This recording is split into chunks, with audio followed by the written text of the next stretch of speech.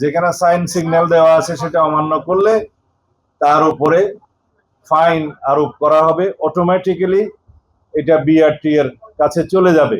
আমরা মহাসড়কে চাঁদাবাজি বন্ধ করতে পারবো। এই ঢাকা চট্টগ্রাম মহাসড়কের এই ব্যবস্থা চালুর মধ্য দিয়ে কিছু ভুল ত্রুটি যদি ধরা পড়ে সেগুলো সংশোধন করে পর্যায়ক্রমে বাংলাদেশের সকল মহাসড়কে এই ব্যবস্থা চালু করব ইনশাআল্লাহ।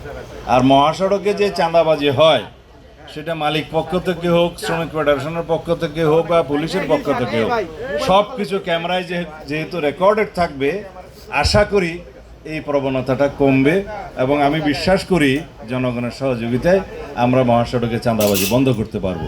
যেখানে এই মহাসড়কে 490টি পিলারে ক্যামেরা, অটোমেটিক ক্যামেরা এবং এআই জেনারেটেড ফাইন সিস্টেমের আমরা ইন্ট্রোডিউস করেছি, যাতে কেউ স্পিড ব্রেক করলে, স্পিড লিমিট ক্রস করলে এবং ট্রাফিক আইন ভঙ্গ করলে, উল্টো পথে যাত্রা করলে, ওভারটেকিং করলে, যে কোনোভাবেই হোক যেখানে সাইন সিগন্যাল দেওয়া আছে সেটা অমান্য করলে তার উপরে ফাইন আরোপ করা হবে। অটোমেটিক্যালি এটা বিআরটি এর কাছে চলে যাবে এবং টেলিফোনিক মেসেজের মাধ্যমে সে গাড়ির মালিকের কাছে, যার নামে রেজিস্ট্রেশন, তার কাছে সেই মেসেজ পৌঁছে যাবে।